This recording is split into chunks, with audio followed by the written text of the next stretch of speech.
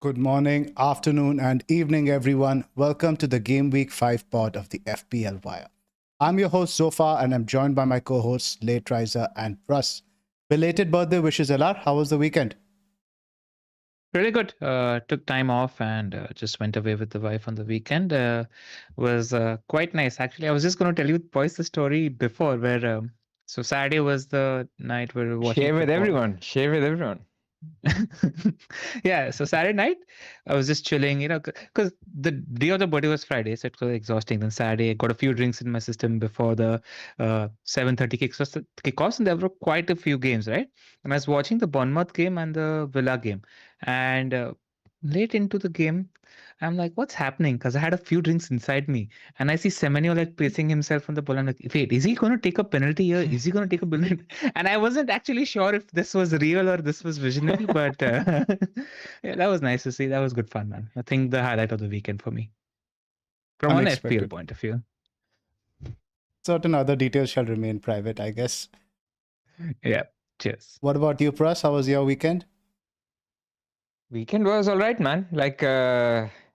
On Sunday, it's one of those FPL weekends where, first I'll talk about FPL weekends where I was like, yeah, it was fine. The weekend was fine. Then I post my team and people are like, we are so sorry about this. They are really.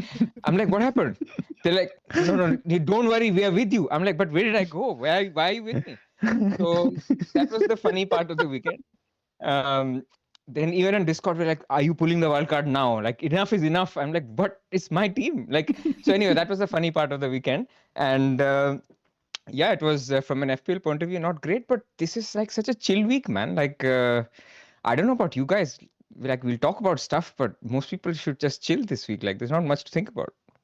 A lot of panic stations about, and I can see that on our Discord. A lot of people thinking about activating chips, and I think I'm not against activating a wildcard, for example, the next week. I quite liked it for the week 4, but week 5 doesn't feel it for a chip in terms of free hit or wildcard. I had a look at the Solio odds also. I think we have only one team over 2 goals, no team over 40% for a clean sheet. Not really looking like a very high upside week, right? On the face of it, it looks like a good week to roll a free transfer because next week there's significant fixture shifts, which we will talk to people about. Exactly. Like, there's tough fixtures, right? I mean, Arsenal, City play each other. Man United, Chelsea play each other. Liverpool have a good fixture, but then after that, there's a lot of confidence lost on Liverpool, which we will talk about. So, yeah, I think to summarize, it's a week where you get one more week of information if you can. Should we get started, boys? Let's go. Scott Plug first up. As always, all the data that you see on this podcast is from the Fantasy Football Scout members area, and we have a discount code for you guys. So if you use the code FFS the Wire 5, you get 5% off on the membership, and all the data that you see, all the lovely work that Zoph does on a Monday morning with terms of showing you guys the data to our members and patrons. It's all from the Scout members area, and I think now is the time. Most people will look at using a wildcard anywhere between game week 6 to game week 13. You start relying on data that you see. It's substantial enough data where the little bit of noise starts going out, and that's useful. So become a member, click on the link in the description below. Yeah, the data is quite interesting. We'll get to that once we talk the stats. But first up, NordVPN. So as you guys know, NordVPN has been a long-term partner of the FPL Wire. If you're bored of the streaming libraries in your country, with NordVPN, you can access content outside your region, get access to a wider library on your favorite streaming services. And if you're traveling outside your country, you can access your home library content. Every purchase of the 2-year NordVPN plan using the link nordvpn.com/FPL Wire will receive an additional 4 bonus months on top. TV show recommendations, guys. What have you been watching, Pras? So that Insta DM we have, the three of us, and LR sometimes shares stuff there. So in one of the things you shared, LR, I don't know if you have watched it yourself. You had recommended the show called Landscapers. It's a true crime Yep. series. It's an old British couple who are accused of hiding bodies in their garden Yes, I know. in the Yeah. UK. I finished it. It's 4 episodes, short and sweet, actually quite good. So I would recommend that. LR, I know what you've been watching. Why don't you tell the viewers about it? Been What, watching the the Golden show Globes? No, the show called The Girlfriend. We all know what we're talking about. Yeah, the show called The Girlfriend. Olivia Cook, by the way, is so hot on that show. But outside of that, also, it's Are very married men nice. allowed to say that? Yeah, man. Of course. Like, why not? She looks But elegant. She looks elegant. exactly. Attractive, elegant, pretty, you can say. I think LR hot might get you into trouble. It's all good with the wife. It's all good. Yeah. See, as the trick is, as long as you're complimenting the wife enough, it's all fine. Then you're okay. And I can get away with things anyway, right? Because birthday week and all of that. Oh, So you yeah. can be a little extra brave this week. But the show is just. I mean, if you're looking for a show super tight with no loopholes, this is the show for you. It's got a fair chunk of loopholes, but it's great popcorn entertainment. So I enjoyed it, man. I've just been blown over by the Irish traitors. It's so good. It's just so unadulterated compared to the British one. There's no filter. There's swearing and there's nothing. I'm sorry to blame you. They're like, no, F you guys. It's awesome. Highly recommended. It's not in the Yeah. UK, man. I need to get NordVPN hooked up again. Absolutely.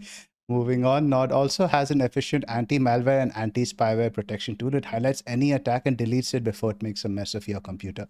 Grab your exclusive NordVPN deal by going to nordvpn.com/FPL Wire. It's completely risk-free with Nord's 30-day money-back guarantee. Sign up using the link in the description below. Cool, guys. Let's get started and let's go right straight, I think, to the Discord dilemmas because there's some interesting topics over here. And I think the big one now we need to talk about is the wildcard. Obviously, we're not looking at 5 now, but how has our thinking changed regarding the wildcard horizon? People are looking at game week 6 versus game week 13, stuff like that. So how do we navigate it now and how do we assess our teams look at that, like, right? And what is the trade-off while going for 6 versus 13? We sort of need to analyze that. So Pras, let me come to you first. What are your thoughts here? It's a very loaded question, man. Like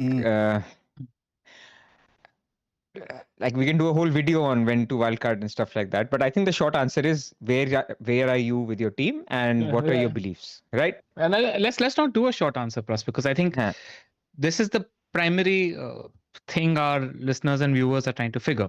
And what I sense is that they're feeling little impy skimpy about their team, which is why they're looking at a 6 wildcard. But the essential question that maybe all of them have in their mind is what are they giving up when it comes to a later horizon wildcard, game week 9 or game week 13, for example, because they don't know what they're giving up yet, which is what you're very good at. Well, you see, the beliefs change every weekend, right? Like this weekend, I think the people who are already on Haaland and not on Salah, they know now Haaland is the man, right? And Salah is looking peripheral, and data supports that. But the skeptic in me says it's 4 weeks, right? It's 4 weeks. Last season, Haaland was essential. We were on Haaland last season. You remember? We were laughing at people who were not on Haaland. We were saying, you guys are, you're idiots. And in the end, the primary strategy last season, was people who had Salah and not had Haaland. They had a good season. People who stuck to Haaland had a terrible season. Of course, it's not the same, but what I'm trying to say is things change in the season. So the number one reason to wait is that we don't know much yet. You may think you know, and you may wildcard based on those beliefs. And if those beliefs are correct, you'll have a great season. So I'll take an example of Ronald, right? He's a friend of ours, FPL Pig on Twitter.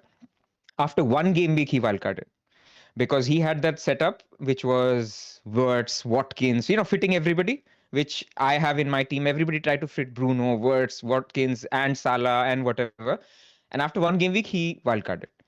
And after one game week, he said, okay, Bournemouth's tough fixture of Liverpool is done. I'm going to triple up on Bournemouth. I'm going to get rid of all Villa. I'm going to get Haaland and Salah. Because in game week 1, Haaland and Salah both did well. Now that has done really well.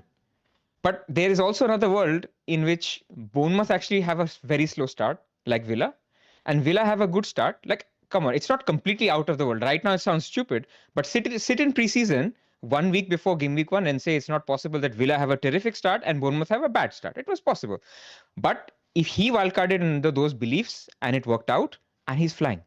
So if you want to wildcard now in game week 6, and your belief is, let's look at this game week 6 wildcard.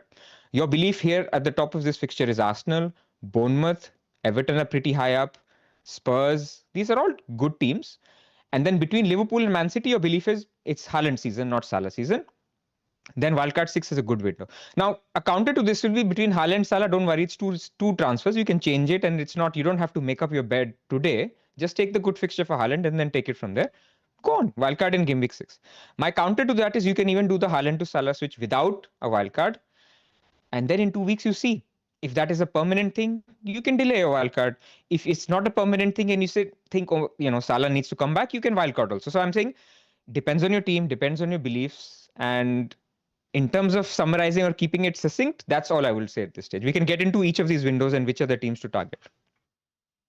I think also from game week 6 onwards, not so much game week 6, from game week 7, Arsenal are a big draw. And that's what the question also mentions, right? How do you set yourself up to sort of align yourself to teams who are wildcarding, right? So from what I can see, they'll probably go with Haaland. They get a Tarkowski. They probably get a Semenyo in there. They probably get rid of the Forest defense. I don't think they'll go very Palace heavy. They definitely will go Chelsea heavy, especially keeping in mind the fixtures from, let's say, game week 8 onwards, where they're really good. So I guess this is where you benchmark yourself, right? And this is an exercise that LR also mentioned to me earlier today, what we usually like to do. Build a game week 6 wildcard team. What the players you want, you have the fixtures up over here. This is something we did for the purpose of the discussion. I've just put Petrovic in goal, Senesi, Richards, Anderson, Gabriel, Rodon over here. In midfield, Bumo, Palmer, Semenyo, Dewsbury Hall, Reinders. Bumo primarily with the 6 and 7 fixtures in mind. It can be somebody cheaper to upgrade the defense, and Pedro, Haaland, Gyökeres. So this, I would say, is pretty close to the structure of a game week 6 wildcard. Now, how many players can you get to around by game week 7 over here? And I would say if you're able to get to, let's say, a core of this, maybe 9 to 10 players, especially in attack, I think you save the wildcard just for something we don't know in the future, because the future is ambiguous. We don't know how Isak is going to affect the Liverpool dynamic. We might have other things that happen which change the perception a little bit. So for that reason, I think it does make sense saving the wildcard. But if you can't get here, if you've been beset by injuries, it also makes sense to play it, I think. LR, your thoughts? I don't disagree. Go for it. I'll just add, like when you're trying to build a wildcard also, right? Like game week 6 offer, if you can go to the fixture ticker. Yes, Zoph. of course. In terms of just offering you a very robust wildcard, where the team stays pretty stable and for a long duration. Why? Because you're probably going to peg your wildcard on Gyökeres plus an Arsenal defender or two. That's secure and good till game week 13-14 in terms of facts. Arsenal defense isn't going to decline drastically over a long period. You're going to peg your wildcard on Haaland, who's got a good 3-4 fixtures, and then you assess what's happening with Isak and Salah and take a call how you want to deal with that situation. You can still go with Salah on wildcard if things change. I have a separate opinion on Liverpool, which we'll talk about. And then you're going to peg your wildcard on picks like Semenyo, no Europe, fine. You're going to peg your wildcard on an Everton midfielder or an Everton defender. Again, looks like a secure team so far this season, doesn't cost too much money. Again, a team that doesn't have too much Europe at the moment. So you can build a long-term, robust wildcard on game week 6. I think between most people, and the difference, and just a couple of macro points that I want to talk about, which is, and a good way to do that is talking about Zoph's team versus my team. Right now, our attack is very similar. The difference in Zoph's team is Should I bring it up? Just stay on the ticker page. Okay. He's got defenders like Anderson and Richards, who are a lot more robust and are offering more bang for buck in terms of value for money. Whereas I've got people like Dorgu, edgy pick. As soon as Dalot is fit, I don't know whether he's going to play or not. I've got picks like Rodon. I've got picks like Porro at 5.5 million. Pretty comfortable on the view that Romero and Van de Ven both offer more value for money at their price, which allows me to spend more on attack. I've got picks like Munoz. Again, fairly comfortable on the view that somebody like Lacroix or Richards offers more value for money, which allows me to spend more money in attack.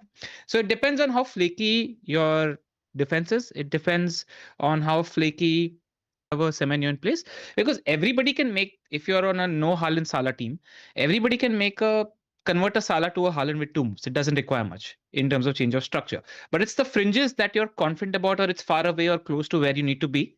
And that needs to determine your move. Now, again, the example I wanted to cite with Zoph's move is that Zoph has 2 more transfers than I do at the moment. And he's closer to a more robust team.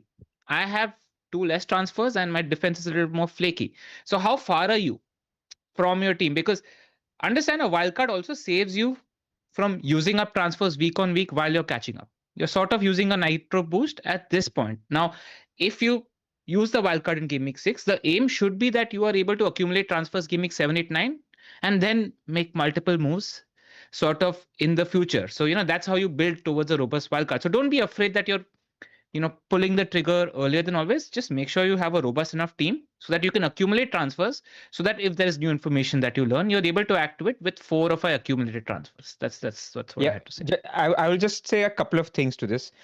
So firstly, we have 3 more games to watch, right? So I think the first thing we started the podcast with is we'll have Europe, we'll have another game week 5, and we'll have another midweek. So Carabao Cup. We get 3 more games to see Liverpool. We get 3 more games to see Salah. We get 2 more games minimum to see Haaland and things like that. So what we say today and what we do on deadline game week 6 can change as well, because we will learn more things. And that is why the recommendation is to keep all options open.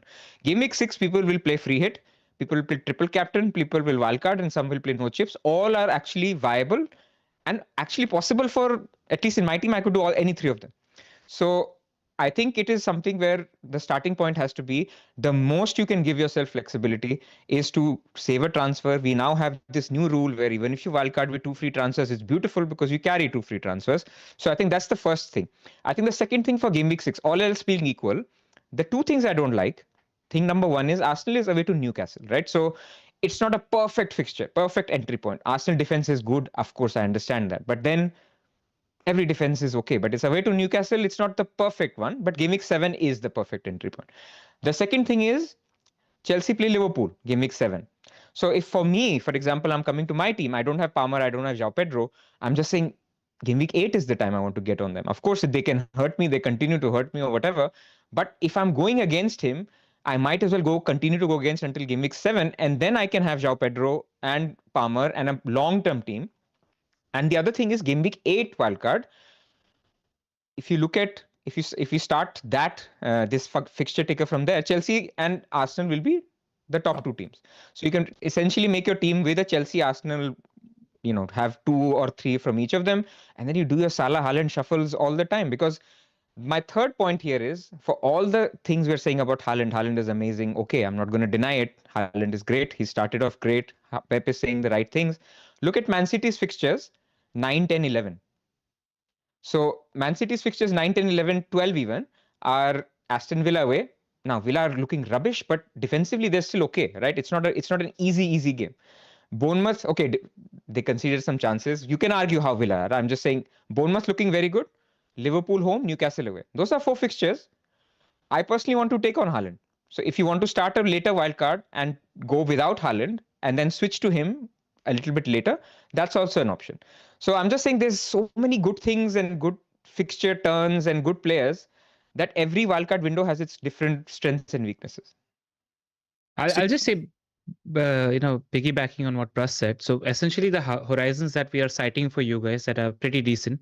6 is a good wildcard window, depending on how far you are. If you want to see off Liverpool versus Chelsea and gain more information, 8 is a good wildcard window as well. Only thing is you might not have the ideal Arsenal picks during game week 7. And then there is game week 13, which is a good wildcard window. I just wanted to cite one advantage and something that should be in your consideration for somebody like me that's not already bench boosted. Just have a look at game week 9. I think it's a great bench boost opportunity, because how we are looking at bench boost opportunities, we are always looking at fixtures for Burnley and we're looking at fixtures for Leeds United because they're offering us bottom price assets.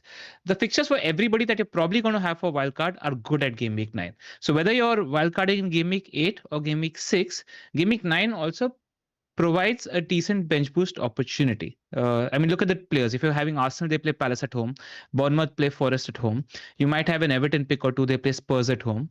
Leeds United play West Ham at home. So your Rodons, etc. can play West Ham at home. And Burnley also had a good Wolves fixture. away. Wolves away. So you don't mind that for Dubravka either. So just in terms of, because a lot of people are looking at bench boost opportunity lost, right? So I looked at that as well. And 9 is what I could think of as a decent opportunity for bench boost as well. So the thing with the wildcard now, there's also other factors that are in play. Like you mentioned, the bench boost. Plus, like you mentioned, save a transfer this week. A lot of people like me, if you want to use a bench boost, you have to use a transfer this week to upgrade somebody like a Guiu, for example. Now we also need to weigh up now triple captaincy 6 versus wildcard 6 versus free hit 6. So these are also factors that play into the argument as well, right? And we will get into that aspect next. But let's just quickly let our viewers know from game week 13, who has a favorable fixture string? From your video, I can remember it's Liverpool, Man City, and Newcastle. And Newcastle.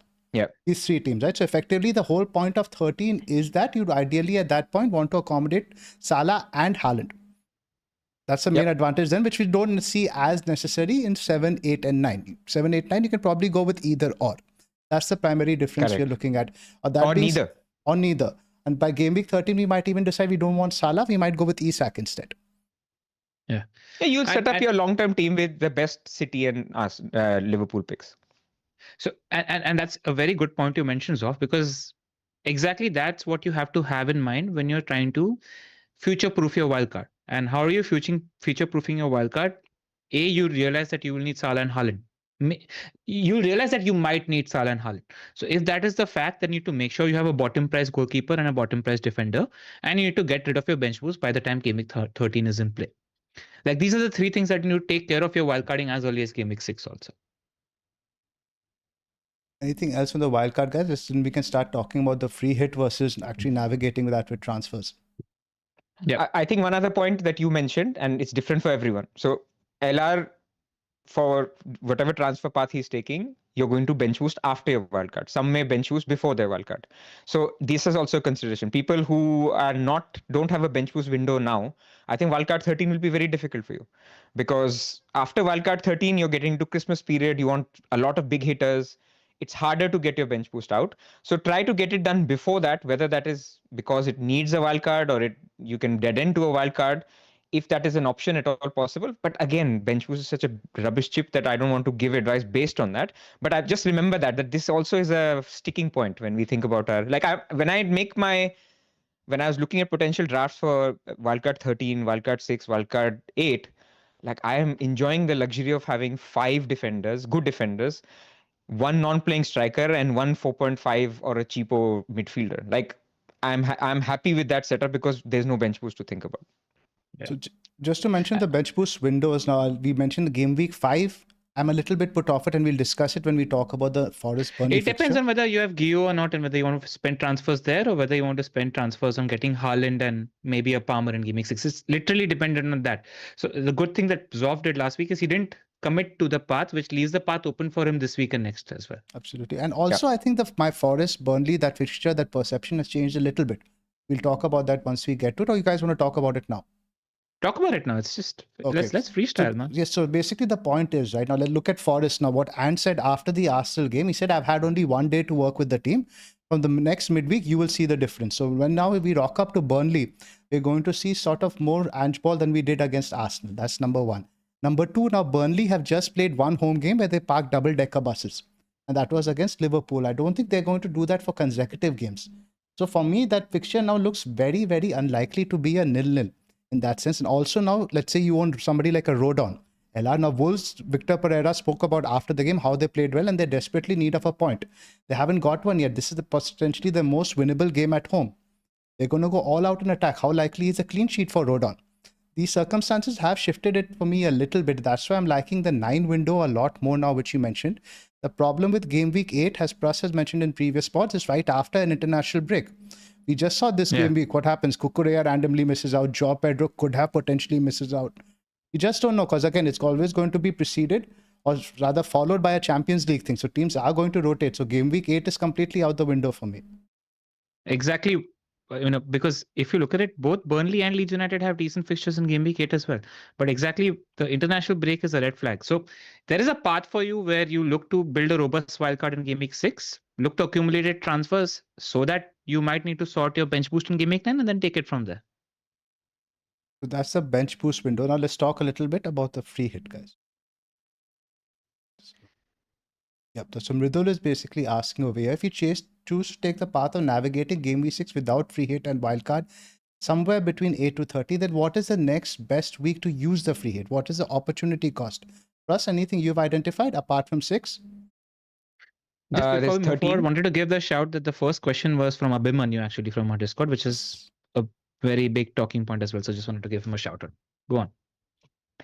So, I mean, it depends on. So, you can have two approaches with the free hit. There's one 17 window or 16 where they could potentially be a double game week, right? So, now you can say I want to save my triple captainship for that or whatever, but there could be a double blank kind of situation that we've talked about in the past with Crystal Palace. By the way, we'll know more about that tonight because Crystal Palace play Millwall.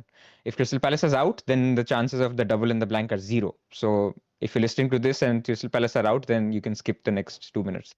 So if there is that chance, then you can hold it for that.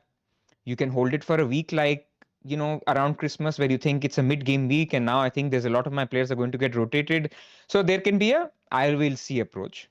There is a second approach which is going to be my type of approach, which is I'm going to build a team whenever I wildcard for a week when I will free hit. And so if I did that with game week 1, game week 6, the vibes have changed. I don't want to take that double drop on Salah and a double rise on Haaland and then get Salah at the discounted price again. So probably the vibe has changed that you are going to do the Salah to Haaland switch. I think the next window could be game week 13, for example. Chelsea play Arsenal. So if your team is full of Chelsea and Arsenal players, then you could navigate that free hit using that. It's also a week where both Haaland and Salah have good fixtures. So just for that 1 week, you can go on a Haaland Salah kind of setup and take out all your Chelsea players, or you just leave it to vibes. Game week 13, 14, 15 have a lot of these fixtures where they're easy games. One of your players or two of your players get injured and you're like, you know what, I'll just target all these good fixtures for these good teams. But in general, I think, Pras, where are you now in terms of using the free hit in game week 6 or using transfers? Because I think the main factor now is Haaland. We are thinking we might want Haaland for the weeks after versus having him just in game week 6. Are you still set on free hitting versus using transfers? And there's also the opportunity cost you have to weigh up of those transfers, right? There is, but there is also, you have to go with the flow a little bit, right? If the whole market is not playing their free hit and instead playing their triple captaincy, and there's a little bit of information that we're getting on Salah, you have to read the signals. You can't be stubborn about the strategy. So yes, I was planning to do that. Even in the last pod, I said it was 80-20. Look, at the moment, my strategy is this week, don't do anything. Take 2 free transfers into 6 and then take it from there. I think there are a few things that have changed between game week 1 and game week 5 is, of course, are you going to hold Salah forever or are you going to hold Haaland forever? There are signals that we're getting so far that are pointing to the fact that you might want to hold Salah longer. Forget about Salah. I mean, there's concerns about Liverpool. Like their whole attack looks like it's not functioning, right? So who is the guy? People went Ekitike and Gakpo. They got the points. Well, they got the points because, it turned out to be that Gakpo got one of those assists where he passes it to Gravenberch and he hits a worldie. I think they all have been rubbish. So that needs to change. And unless that changes, I think the default strategy is that, you don't have to be the last one standing on Salah. You take it, you get Haaland, then you take it from there. I'm not convinced that Haaland is a perma cap yet. I think we have been burnt before. I'm still quite skeptical. So if I go down the route of not using my free hit, I'm quite likely to then use my wildcard earlier. Because I don't think I'm of the mind that I'll just keep Haaland forever. And I can get to, for example, a structure where I have Palmer, I have Saka, I have Haaland, I have Gyökeres. Sounds like you have pretty much who you need, but I'm still not convinced that's the right long-term structure. And I'll come Also, to I just you. want to Go ahead. I just want to state one other thing also in terms of people wildcarding and how far they are away from their teams as well, right? Because I feel like such is the nature, it's not that difficult to have a decent team at any point. So, at any time, I think you might just be 3 or 4 transfers away from the ideal team because you're not going to make really bad picks at the moment. And the picks that you're looking at in the window in the next 3 or 4 weeks are sort of long-term robusty picks as well. So, and don't forget the fact that in game week 15, you're getting 5 free transfers anyway, which you can save, by the way. So you don't have to use all the... Is it 16? 15, 16. For AFCON, you're getting extra transfers anyway. So it's just a small period of 10 weeks at the moment now. And after that, you're going to get, not a small period, a big period of 10 weeks, but you're going to get 5 free transfers anyway. So if you feel like you're not 7 or 8 transfers away from your ideal optimal wildcard team, I don't think that's ever going to happen this season. So I just feel like the threshold to wildcard, just because of the extra chips, and an extra insurance in terms of free hit that you have, the line is thin in terms of when you might want to wildcard also. Okay. The defense also makes a difference, right? Because also you have guys like Richards, and you're just happy to hold for a long time. You don't have to move them with the fixture shift, but they're going to get 3 or 4 points even in the rubbish fixtures. Exactly. I just feel it's more, yeah. I think the defense point was exactly what I was going to make. That you can have any combination of 5 out of a pool of 12 good defenders with decent enough fixtures, and I think it's fine. You don't need to do anything about it. I think it's just about being comfortable that you know the landscape. And I don't think, like last week, a lot of people wildcarded. They benefited a lot, scored a lot of points, great. But I don't think I know the landscape yet. And yes, you can do it with transfers, but when I want to do it, I want to wildcard knowing that am I going to go? Is this going to be an Isak season? Is Haaland going to be a legit option? Is Saka fit? There's so many things for big teams that are up in the air that I'm not very comfortable with. Just going back now to the game week 6 free hit versus the transfers, right? What I need to highlight why I like using the transfers rather than the free hit is the fixtures for the guys we are bringing in after. Now, Haaland after Burnley has Brentford, Everton, Villa, Bournemouth, which I think are all good fixtures. Maybe I think the Everton and Bournemouth are captainable, potentially even the Brentford one. And then you have Palmer also after Brighton. Liverpool is at home. It was at Anfield. I'd be a bit more worried, but I think Liverpool defensively did not look that great. I think at Stamford Bridge, we can give them a game. Then you have Forest, Sunderland, Tottenham, Wolves, Burnley. So it's just a good long-term hold for Palmer. That's why I feel I would rather I want these guys in 7, 8, and 9 as well. The only, of course, caveat is you'd be losing Salah. Now, you'd be losing Salah for potentially Chelsea, Manchester United, Brentford, Villa, Man City, which are all also good fixtures. Is there potentially a case, Pras, for maybe even keeping Salah alongside maybe somebody like Haaland? But the trade-off is then you can't get a Palmer, then you can't get a Gyökeres. What I look at my team is something like a Salah and a Dewsbury Hall is the same price as a Palmer and a Gyökeres. There's no contest. I don't think you can keep both in this period. This was the whole idea that after 13, you can still make a debate. I'm not questioning whether Salah will still be a pick in 13. It's too early to say, but if people have made up their mind, fair enough. But I'm saying in this period, you especially want Chelsea and Arsenal's plus mid-sized assets. Like these are all 8 to 9 million players, and they're all very good. So yeah, you can try to make a team that has both, but it doesn't. It worked maybe in the first 4 weeks because Saka and Palmer were injured, so it facilitated it a little bit more. Gyökeres was not really an option, but I think that is going to change. Anything more to add on this free hit discussion, guys? Just one other thing, don't underestimate the power of injuries. So, if you don't have a set free hit week, there might be a week in which you might just get screwed with 2 or 3 injuries. So, that is also a case that might happen. I mean, all 3 transfers that I've used so far have been on injured players so far this season. So, that can also happen. Let's talk triple captaincy a little bit before we move on to the next question, which is more to do about the lack of goals. Now, this graphic from Scout now lists some of the upcoming potential windows for triple captaincy. You have Haaland versus Burnley, Bruno against Sunderland, Gyökeres versus Burnley, Haaland against Leeds, and you have Salah. Then it goes on to 13, 14, 15, etc. Do you guys have anything in particular in mind? Now, we should mention why I like Game Week 6 in particular is it's a League Cup week preceding that for most teams. A lot of times, a lot of these weeks will have Champions League. You never know which of these guys will be fit. Might have rotation, might have fatigue.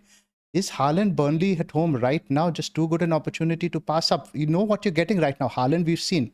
He's playing very well. City are still funneling all the chances to him, and Burnley, as good as they were against Liverpool, they did give up a lot of shots when they're away to Manchester United. So I think triple captaincy for Haaland against Burnley is a go. LR? So I keep writing, I have a section in my phone where it has notes where I'm basically talking to myself in terms of things I don't want to forget. And one thing I wrote is a lot of the big hauls tend to happen early season. If you think about Palmer last season at the start of the season, if you think about Haaland at the start of the season, if you think about Salah at the start of the season, I don't know if this is happenstance or I don't know if this is maybe some of the defenses not being as sharp, etc. as well. But I do remember this as a case, so I like it.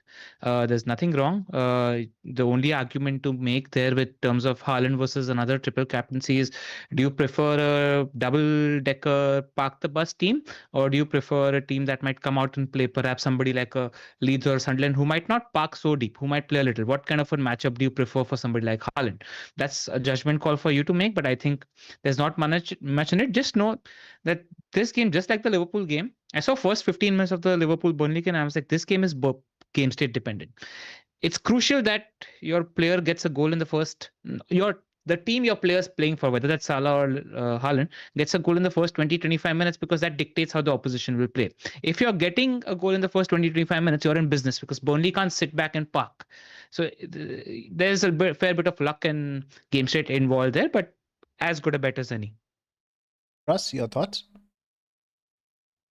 I've traditionally always wanted to triple captain a midfielder, but obviously last season I did Haaland as well, home to Southampton. Now, people use the Southampton game as an example. The guy had 3xG in that game, man. Come on, like, let's not use that Give me game 3xG as the again. example. I'll take that any day of the week. Exactly. So, I feel triple captaincy is a vibes play, man. Like, you don't have to plan for it. You see the week, like on a Friday, if Haaland's had a full rest in the League Cup, you put it on him. Like, I don't think it needs to be that much in focus. If you're not playing a chip this week, there'll be lots of windows. If you're not, in game week 6, if you're not, let's say you're wildcarding or you're free hitting, there'll be lots of other windows to do it. And if Salah is not the pick, then Isak will be the pick. If Haaland is not there, then Palmer will have a good fixture. Now, people may be scared of triple captaining Palmer given his record last year, but there's enough good picks in the game. And even Haaland himself has 2 other promoted teams to play. Exactly. The only thing is, like, if you're somebody like me, that's weighing up triple captaincy and that's affecting your decision whether to wildcard or not, right? Like, if you're like me, planning to do Watkins plus Salah to Haaland plus Palmer, for example, the fact that you're not getting to use the triple captaincy chip, I'm debating this myself. I don't think it should maybe stop you from using the wildcard, because that is the stronger chip compared to the triple captaincy chip. You will get opportunities later to use a triple captaincy chip. The most strong chip out of all the chips that you hold right now is the wildcard chip. So prioritize when you want to use that. Completely. I was asking myself that question actually, and I was going to come to you guys about that, and I sort of was rationalizing with my own brain. And do you agree with that? Like, would you let the fact that you want to use triple captaincy for Haaland against Burnley at home while he's hot, while Marmoush and Shirky are injured, stop you from using the wildcard, or no? We'll figure what to do with the triple captaincy later. There'll be other TC opportunities. Yeah. Exactly. Because what you're essentially gaining with the TC, normally you have 12 players, right? 11 players plus the captain, you're gaining 1 additional player. With the wildcard, you're affecting changes potentially on 15 players. It's a much more powerful chip. You need to get that right rather than the triple captaincy. Agreed. Just to summarize that up now, I think in terms of chip strategy, would you guys say it's team dependent, or do you say in an ideal world there's a clear optimal strategy going forward for the next few weeks? I think I'll sum it up. The triple captaincy options, you see it here. When any of Salah, actually at the moment, there is only confidence in Haaland versus the 3 promoted times as a triple captaincy opportunity. Then you see where Salah and Palmer are with their form and expected data, and then see if you want to captain them against the promoted teams. When it comes to wildcard windows, based on how far you are, Game Week 6, Game Week 8, or Game Week 13 are the windows that you're looking at. For bench push, looking at Game Week 5 or Game Week 9 at the moment, not Game Week 8 because it's after the international break. I think that's primarily what the windows are in terms of what we're looking at the moment. I'll say one thing. Yep. You've also mentioned this, guys, in the past. Of the promoted teams, like Sunderland did well against Crystal Palace. Of course, Palace could have scored and whatever. Leeds, we have seen, they can put up a fight. So in terms of, again, it's early doors to say, but whipping boys, if you're expecting a 5-0, 6-0, it could be Burnley. So that's the counter to it. Like, if you were to pick the guy in form playing based on information we know now, the worst team in the league, vibes are strong, is all I have to say. In Game Week 6, the vibes are strong. What more do you want? Yeah. I mean, generally what we do. And something to remember, I mean, just these halts happen early season. They do. I think if in ideal world, if your team allows it, I think you try to save the transfer this week. Maybe if you can bench boost without using any transfers, that I don't mind, but don't effectively use transfers, because I think those are more valuable in setting up going forward. I would personally try to avoid the free hit in 6. I would like to bring in Haaland and use the triple captaincy, and potentially look to wildcard even in 8 plus, like you mentioned. Maybe I might want to get Salah back in, something like that, because I think for 6 and 7 you can potentially take Salah on. I think that time he has Palace and Chelsea, right? That's the point. At least take this one, because Manchester United, I mean, to say Manchester United defended like schoolboys would be an insult to schoolboys. So you want Salah in for that fixture. That is a very, very green fixture. Then you have Brentford, Villa, which is also at home. So from Game Week 8 is when I'm worried about not owning Salah. So that's the point. Like, and add to that, certain idiots like the three on the pod also have Aston Villa players. So Aston Villa still have a good fixture in game week 7, and then you don't need them. Yep. So if you were, certain idiots have Bruno Fernandes, who's home to Sunderland in game week 7. So it just feels like if you can carry, and it's so team dependent. I mean, LR's already made this point that using the transfers and then wildcarding in 8 can be an alternative strategy to the other two that we've talked about, which is wildcarding in 6 or free hitting in 6 and then wildcarding much later. I will say this though. You're going to process a lot of information on Saturday night, and there are going to be price movements on Saturday night. Like, take the time out because if you're not making transfers to build your ideal game week 6 wildcard draft. Just have that in mind. So you know what you're pegging against when you're comparing it to your own team against most. Like, make sure you're not lazy and build your wildcard 6 draft. Just have that at the back of your mind. Yeah, and it's so fragile, right? Like if we talk about certain teams, like my team, I'm looking to save a transfer. But I'm fixated that because I'm saving, I also want to get bench boost out of the way. Let's say there's one niggle to a player. I'm going to use the transfer bench boost and then wildcard in 6 because then it's like, I have not wasted the opportunity. I've got bench boost out of the way. And then now I can't get to Haaland without taking a hit next week. So I'll wildcard. So it's like they're all so close in terms of lines. One little thing can make a change. Like right now, Arne Slot, this guy, Postecoglou is talking about Murillo. It's just FPL News has just tweeted. And he's saying easy fee for Saturday. Like if I had Murillo and I was on a bench boost, like this completely now changes my mind where maybe I'll transfer out Murillo if he's going out and then just wildcard in 6, like be done with it. So there's so many moving pieces that it's hard to give this advice. Apart from the first thing that we said is if you can just hold off and then decide in leading up to 6. The last question now from Rico deals with the lack of goals. We had, I think, 32 clean sheets, up from something like 14 or 16 during a similar period last year. Is this a macro trend we are observing in the league in general, or do you think it's just happenstance now? I think it's a bit of both. I think we do have now much more tactically astute managers who now are setting up more so not to lose. They're all just very much more tactically organized, and that's not necessarily just parking the bus. They're just generally much more possession teams, and they simply aren't whipping boys anymore. Today, even when two teams play, like even let's say when Fulham play Leeds, you don't expect Fulham to win 3-0, 4-0. Fulham will win 1 and they won that on the 94th, 95th minute. So in general, I do think we're going to see fewer goals, and that will be the trend going forward. But the number of clean sheets, I think, is a bit exaggerated, and I think it will level out a little bit. Do you agree, LR? Yeah, I agree. I think two things have led to this. I think teams coming up have realized that teams like Ipswich tried to be fully optimistic. It just doesn't work. You need to be a little more pragmatic. So even like a Daniel Farka has adjusted to the league and playing a lot more practical in the way football is happening, and the amount of quality that's come into teams placed between 5th and 15th is also increasing quite substantially. So I think we won't see as many clean sheets as we've seen in the first 4 weeks because in general teams are robust. There's a lot of player turnover. A team like Liverpool, 5 new players in the starting 11, they're just getting to know each other. Once they gel, goals will come. Ross, any thoughts?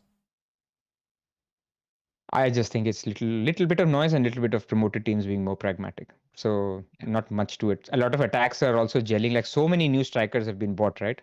So we haven't seen maybe a fully oiled, but I think we're trying to find narratives for things that have just happened in 4 weeks. All right. Before we move forward, just wanted to say if you guys enjoy this sort of big picture helicopter discussion on chips, etc., that we're having, hit the like and subscribe button. We want to try getting to 45,000 subscribers before the next international break. We're being a little more ambitious with our goals at the moment. And if you could get us 2,000 likes on this video, we'd really appreciate it. If you want to get further into the discussion, you can join our Discord through Patreon, patreon.com/the FPL Wire. Should we look back at some of the results from the last weekend? I actually want to just talk first up elephant in the room, Liverpool. Like I think I just want to address in terms of what's happening with Liverpool, what the Salah perception is, etc. I'll give it a go if you guys don't mind. Yeah, absolutely. Go for it. Like, all of us stupid people are watching and understanding the fact that Liverpool are not clicking. I mean, the person closest to watching that and understanding that is their manager, Arne Slot. So, where a lot of the times, a lot of people who play FPL assume that things will continue to stay as they are. No, things will improve. Managers will change things. Managers will change patterns. Like one of the things that's most visible when I'm watching Liverpool play is these new kids, etc., have a little bit of big dog energy about them, and they're not passing the ball to the actual big dog. That's Mo Salah. So much of the ball, like Ekitike doesn't look to find him. Gravenberch on 2-3 runs, marauding runs he takes. Salah's open, doesn't find him. Words on 2 occasions. Salah was open, doesn't find him. And I think Slot will get into the AV room and show these instances to these players and say that, you know what, this is the guy who led to so much output in the last season, which led to us winning the title. Just give the ball to him.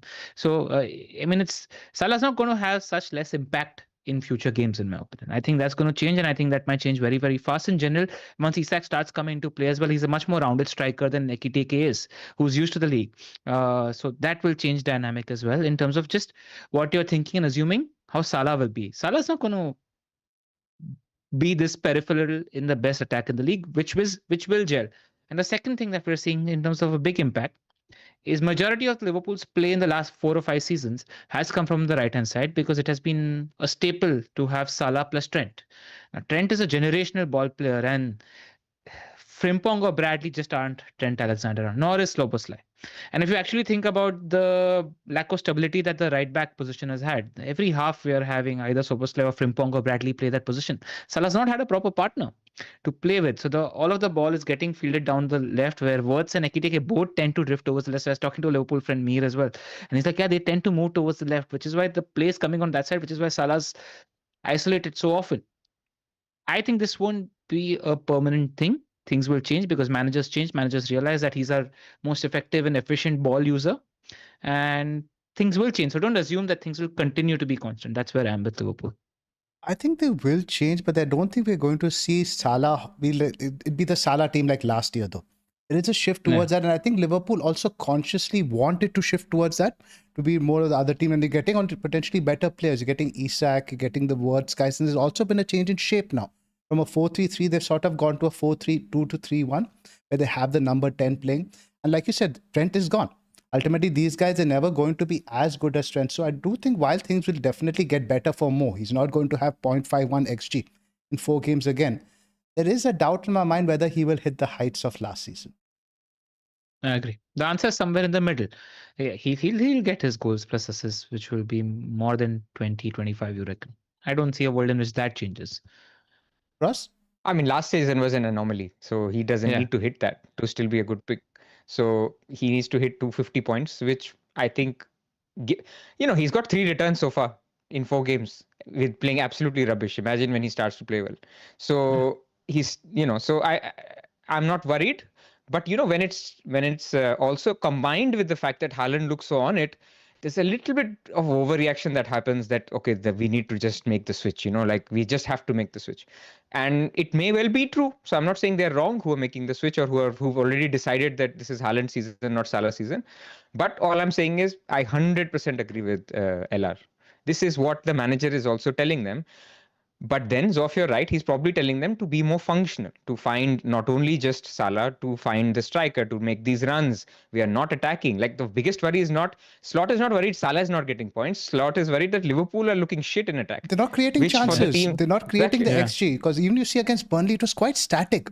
The front three. What I remember from the Klopp days is how bad was Gakpo? I was like, man, they could use Luis Diaz here. There's nobody else capable of beating a player. There's nobody else capable of beating a player. In fact, two things have happened. Diaz was capable of beating the player on that side, and Salah's a year older. It's much more difficult for him to beat a player now at this age also. He's never the beat a player guy, really, unless he's playing Man City's, like, the rubbish centre-backs or full-backs which they have. He's never been that sort of guy who takes on, like your Madueke, for example. He's a very different profile of winger. He's the right place, right time. He needs to find those pockets of space, which he's just not being afforded right now. He's just so isolated. But I do want to say in terms of overreaction, though, right? Like, plus, I think I disagree to an extent because as Salah owners and captains, I think we've been terribly lucky. Oh, like, of course. But both things can be true. If Salah didn't get 2 jammy pens and Haaland captainers would have doubled or tripled. One jammy pen. Just jammy late returns and Haaland captainers would have been 50, 60 points ahead. Like we would maybe react earlier than we are at the moment as well. It's just that we've gotten that insurance in the last minute, which is why the overreaction is a little more calmer at the moment. In terms of But I can still say it's an overreaction because I'm still saying I used last year as an example. We were laughing at people who had Salah when we were owning Haaland. Yeah, but I just think those alarm bells would be a lot louder if we didn't get those comforting sort of last minute goals. just to contextualize this, guys, for our audience, just want to share the Haaland stats. Now, this is for the last 4 matches. Haaland's NPXGI is 6.19. The next best is Boomo with around 2.95. Then you have Anthony and Semenyo. Semenyo is at 2. So Haaland's triple that. And to give you more context, let's look at the XG numbers for teams. Haaland, remember, 6.19. That's higher than the entire Liverpool team. Higher than every other team except the top 3 over here, which is Manchester United, top 4. Everton, Chelsea. That's how much XG Haaland is generating. 1.5 XG per 90 is absolutely monstrous. And Pep has come out and said that this is the best version of Haaland he's seen. And the Manchester United game, yes, the defense was terrible, but the fact that the way he was defending, the way he was chasing after it, just mentally and physically tells me he's at his peak right now. These are the signs that really spoke to me. Anything else on Liverpool? Talk about some of the other relevant games. Just any thoughts on words? I'm going to get rid after a week, man. Pras, I still haven't lost faith in him, man. Like that one turn and shot did me fine, and it's fine. You keep him for the Everton game and then see what you want to do with him. Yep, same. That's pretty much, I think, where all of us are.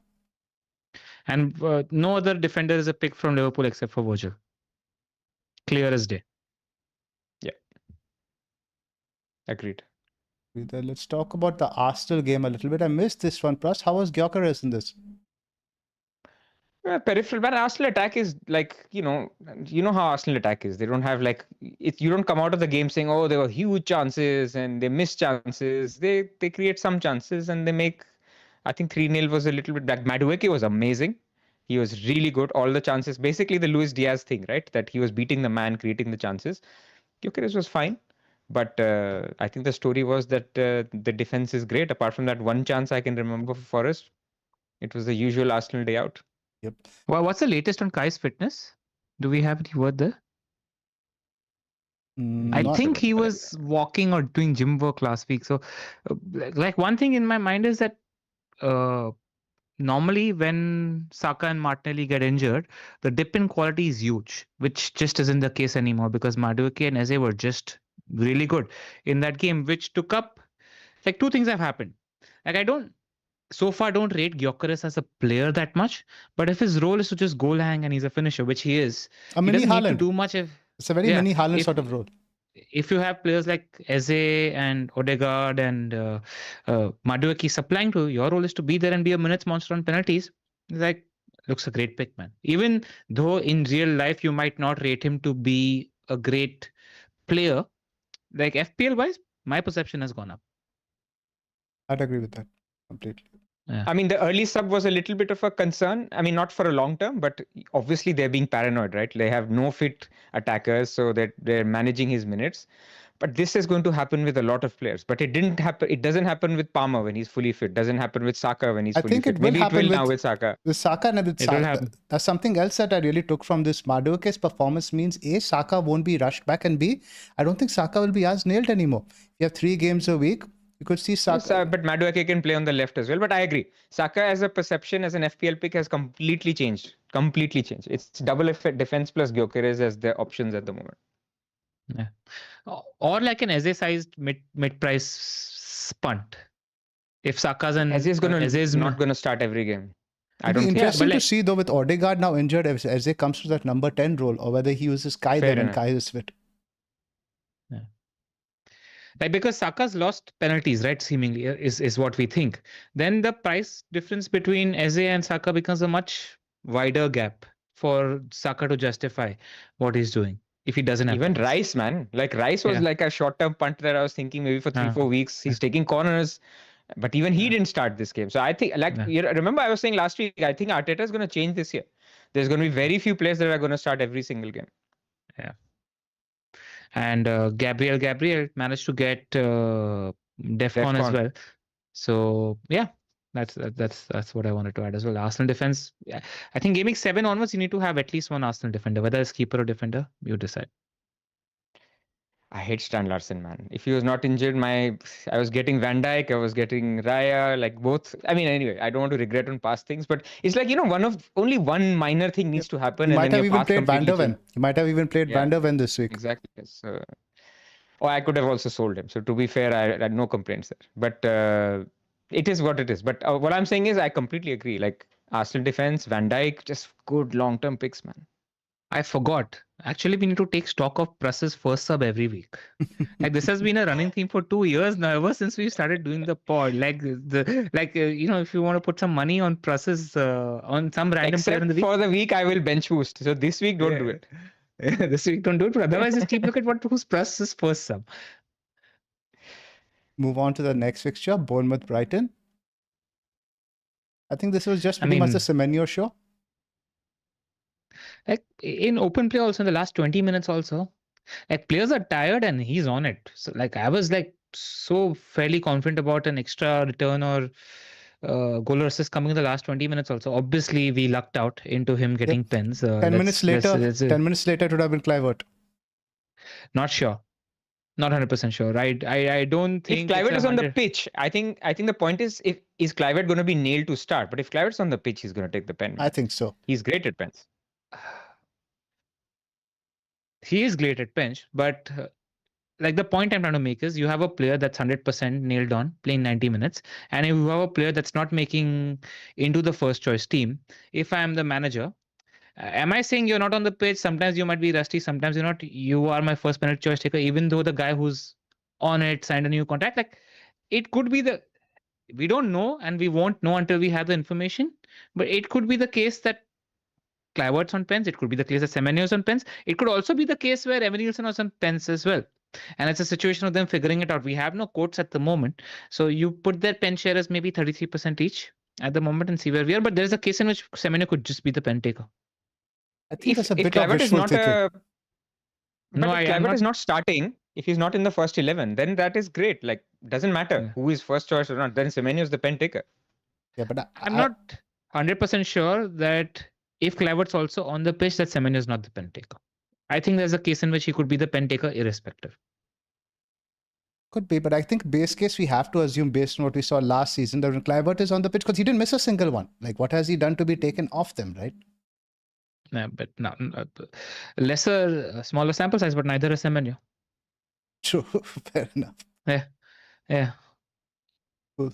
I think nothing much to talk about from a Brighton perspective. Bournemouth's defense was still good. I think Brighton didn't have as many chances. No, just want to say, like, there's a part in me, if Semenyo didn't have pens, like I've been actually looking at Mente a lot, and he continues to impress me. I thought he was impressive again in this game, where he tends to get like these Semenyo type shots, and I think his upward trajectory is going to be very, very steep. So just keep an eye on that player, because I rate the player a lot, and his minutes seem to be secure. Both Mitoma and Mente's minutes seem to be secure on the wings. Nobody's really competing with them for those positions, and I think he offers bang for buck at that price. So just wanted to add Mente on the watch list. Agreed. Move on to the next one, Palace Sunderland. Yeah. Palace were unlucky not to get a result over here. They had a few big chances at the end, but again, there was a bit of a void now with your Sarr, Wharton, etc. injured. They're all expected to be back soon, so it won't last very long. And I think the upcoming fixture against West Ham is potentially better, because we've seen this last year as well, right? Glasgow at home against these teams who double park, and they have the honors to really take the game. They struggle a little bit, but I think West Ham, again, after losing the last home game, they can't park the bus. They have to go for it. So I think as a Mateta owner, you should be pretty optimistic about this fixture. Are you, Pras? I'm always optimistic, man. We'll see how it works out. I mean, Sarr was a loss. Like, there's no doubt about it, right? You're without Sarr and Eze. Like, if you're picking in Gameweek 1, we were already saying there's no Eze. Now there was no Sarr either. That was a blow for... In fact, again, I'm going to be sounding like complaining. In fact, people who had Sarr went Semenyo. People with Mateta were left with Mateta and not have Semenyo either. So that actually turned out to be really terrible for Mateta owners. Yeah. Also, just want to say, like, Palace impressed me, actually. They were much better than I expected them to be. Pino looked pretty good, had 2 or 3 big chances. Somebody immediately on my watch list at that 6 million price tag, and that's about it. Nothing else to add. They were just. I thought the dip in their output would be much lesser, but they were good. Did more than enough to win the game, in my opinion. Play your Palace centre backs in the next game against West Ham. West Ham cannot Yeah. defend a corner. And also, like Sunderland's performance made me a little optimistic about the team that we're going to talk about next. Villa. Go ahead, Ella. Take the Yeah. floor. No, I mean, no, just generally, right? I I feel like Sunderland are not a team that are going to sit back and park the bus like a Burnley do. They might come out and play. And I think because of the kind of players that Villa have, they might do okay against the transitiony sort of teams as well. So, last chance saloon for a lot of our Villa attackers. But I'm not as pessimistic as I was again. And managers three things, right? Emery mentioned it as well. Did you see the match of the day interview as well? He's like, "Do you know that you guys haven't scored?" He's like, "Yeah, I know." Emery's like, "I know we haven't scored." No, You don't need to tell. he said something other than Bizot. So yeah, man. And I think a home game for Aston Villa, right? It's an away game. So an away game, which sort of plays into what you said. I think if Sunderland were away at Villa Park, they would have bus parked Lottima at home. But that being said, are they a transitionary team? I think Sunderland have been quite good defensively. They've got, I think, 4th or 5th bet for XGC. I know they played very easy teams, but I don't think it's as good a fixture as it looks on paper. No, I think they'll have the onus, especially because they're home, to go out and attack a little. So you just hope that it's not too bad for Watkins and Rodgers. And I mean, I've said the same thing for the last 2 games. Managers are seeing, and they will change. Though one problem, I actually just clocked this before coming on, is Tielemans is injured. So if Tielemans, Onana, and Kamara, all 3 are injured, it's not looking good, bro. This last chance saloon. I like Aranya's comment. If Villa get a pen, Emery's going to take it. There's nobody else. Yep. And I think let's play a game. Who takes the pen if they win one? Watkins. Watkins will take it. I think Morgan Rogers takes it. Nah, don't give me Just hope. Watkins hasn't scored a goal all season. Just saying vibes. Like, can I just talk about a little penalty rant as well? People think that, oh, this guy's taken 1 pen in the past and this guy's taken this pen in the past. Now, if you spoke or heard several managers talk about penalty takers, actually 4 or 5 of them are taking 40-50 penalties in the training ground. And managers are seeing who actually is a good penalty taker where it's not substantiated and final yet. And based on that, penalty takers are taken, and you have no idea at the moment in terms of who that penalty taker is. And not a lot of it is based on historical trends where it's still open at the moment. So I just wanted to say that. Because Semenyo came out of the blue, right? Everybody is assuming Evan Nielsen came. A lot of our assumptions might not be true, is what I'm saying. I just think it's the last chance saloon for Villa in this fixture, because from game week 6 and 7, the other alternatives really crop up. Right now, I didn't want to get in Gyökeres because the fixtures weren't great. From the game week 7, that's going to change. Similarly for Rodgers, right? To people who have Rodgers, maybe they didn't go for a Semenyo.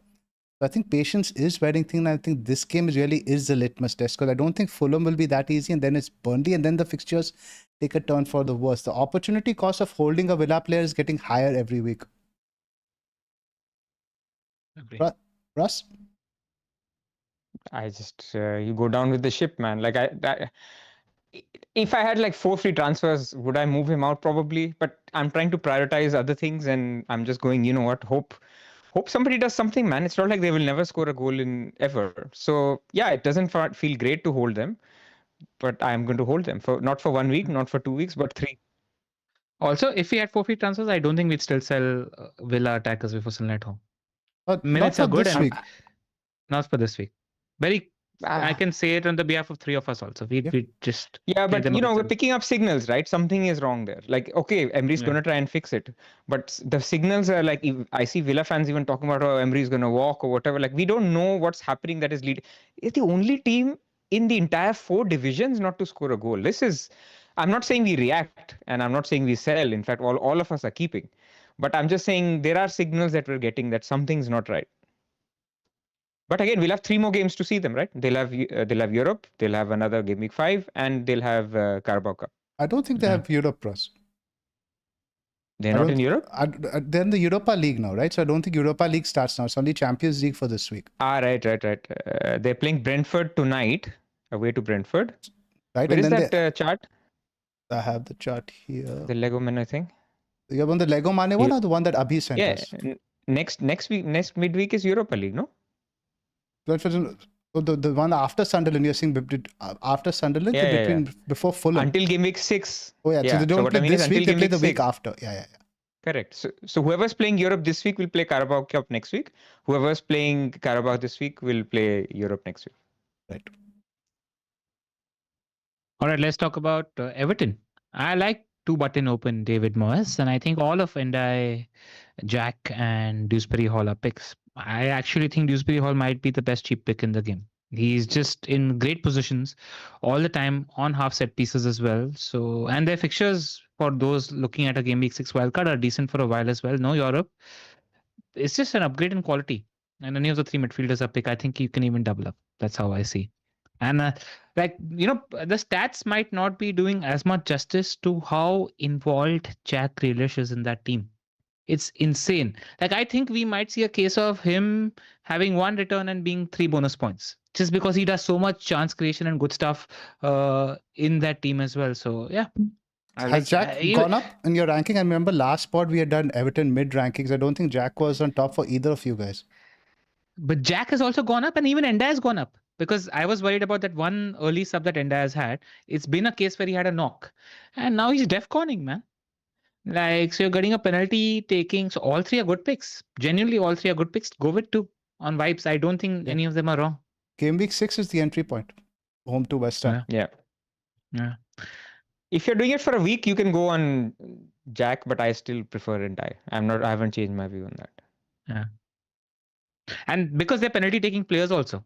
Both Ndai and Jack, they'll win some pens. Move on to the next one. Fulham Leeds, not much to talk about. I mean, the worst moment of my week, man. Literally, I was like watching the score. I was like, okay, 94 minutes, and then I saw the chat. I was like, oh shit, they scored. I was so scared because that was the only tough call that I was playing. And then I saw the highlights last night. And I was like, what an own goal to concede also. Like, what happens like that? That's when you realize, all right, man. Kevin changed the game though when he came on. He created so many chances, and I think he took the shot which led to the corner also. He looks like a fantastic player. Looks great. Keep an eye on him on your watch list. I think he'll be Anderson, great soon. pick. Rodon, great pick. Both are amazing at their prices. Newcastle Wolves. Newcastle didn't create as much as I'd like, and I think maybe they had some sort of an eye on the game in midweek as well. But Voldemort, I think he does look like a good option now at 7. Now we hear that Vissa is out at least till the next international break. Newcastle's fixtures also get a little bit interesting now. I think they're towards about after Arsenal in 6, they have Forest, Brighton, Fulham, West Ham. That stretch from 7 to 11 looks quite nice. With Gordinho back. Gordinho back. Yeah, I like that team. Little low-key differential potential, whether you go for Gordon or Voldemort game week 7 onwards. The fullback situation looks a bit tricky though, right? Now they have Trippier, Livramento, and Hall. They're all fit. Yeah. But he's not changed. It's going to be Dan Burn, man. Big Dan Burn. If you want a Newcastle defender. But they also have How the new guy now. 4, 5 or 5? I think he's 5. Shared is 5.5. But they also at centre back now. I think Botman is fit and the new guy Theo. Something like that is his name, right? They also have another option there now. Yeah. It's good to see what's happening in the next 3 games like Pras, because I want to see how they treat rotation. Now, like, especially for those looking at a 6 wildcard, seeing how Newcastle treated is important. Yeah. Because they're going to go Thursday, Sunday this week. Yeah. Also, shout out, I don't know who it was or which podcast I heard this, where, we were talking about Elanga on the free hit as a punt or Barnes as a punt. And somebody said that it matters that Murphy has been with Eddie Howe on the training ground for the 2 weeks of the international break, which is why he was very confident that Murphy would start, because Eddie Howe pays attention to somebody who's trained with them for a long time before international break like this. Whereas Elanga was out with Sweden as well. I can't for the life of me remember who said that, but that was just a very good point well made. In my opinion.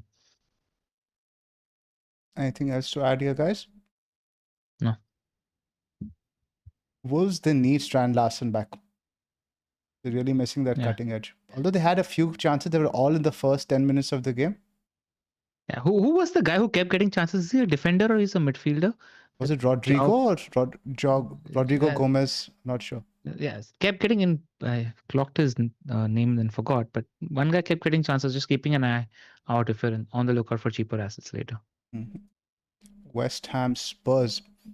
Apart from, like, I think now Spurs, obviously the scoreline looks 3-0, looks like the game they completely dominated, but I think they had close to like 1.5 XG, and every set piece West Ham looked vulnerable.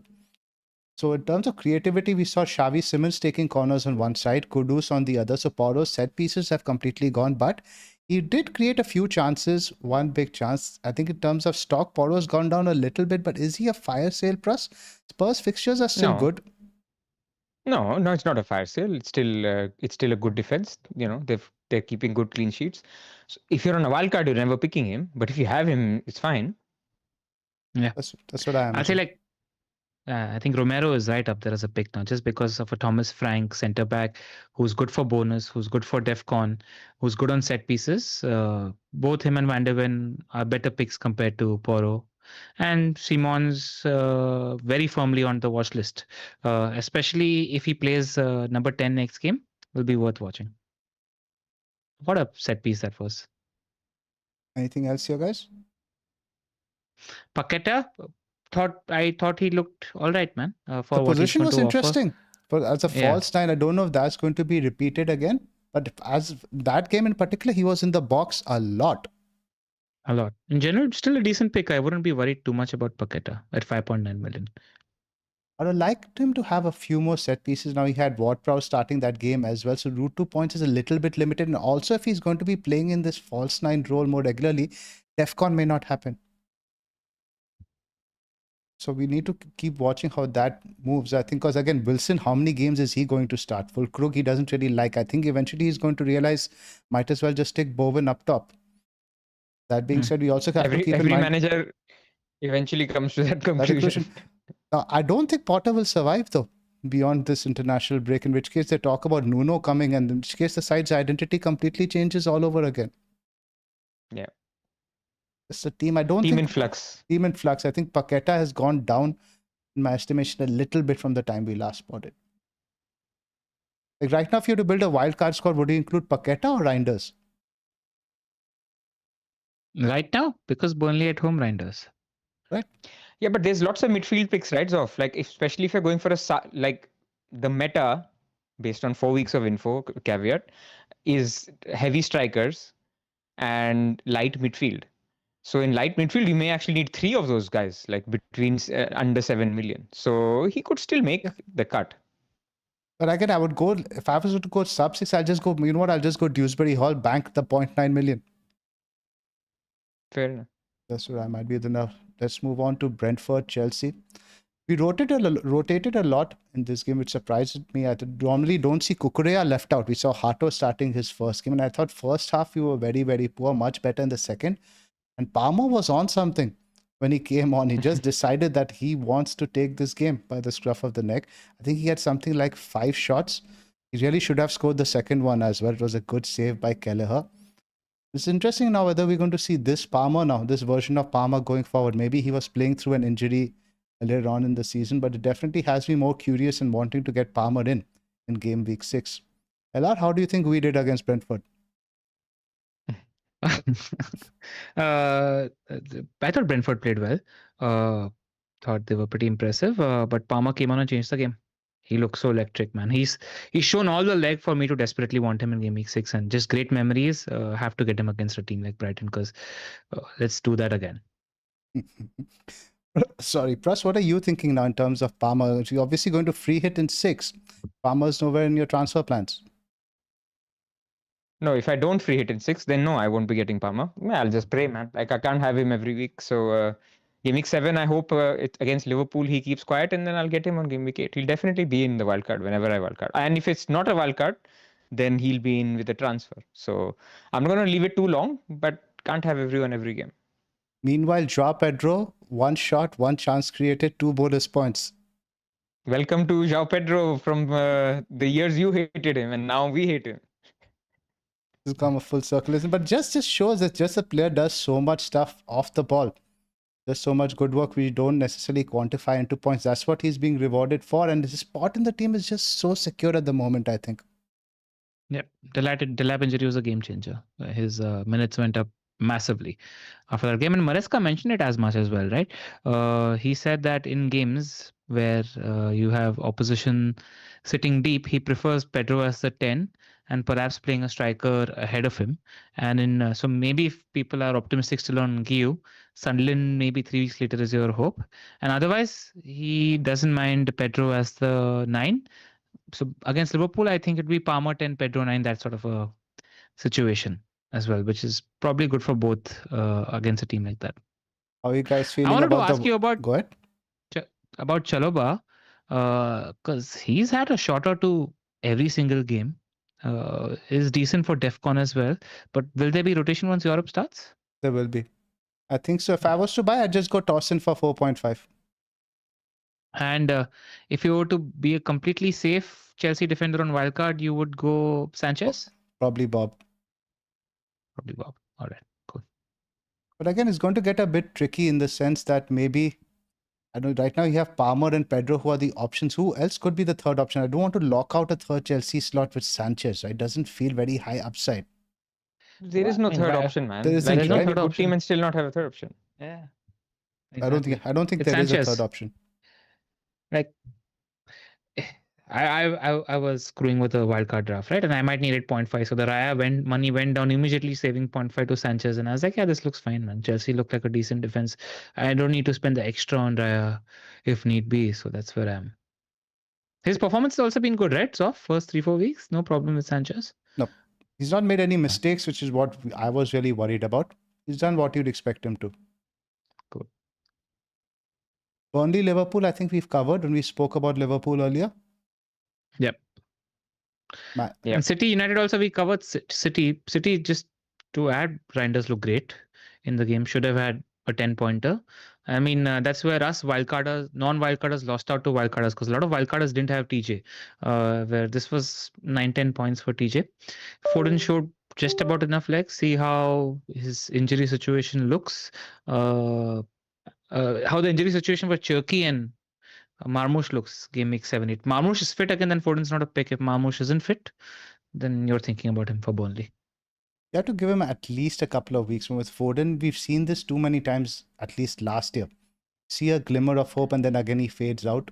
I really hope he can continue. If people are getting him, they're getting for Burnley. There is no waiting after that.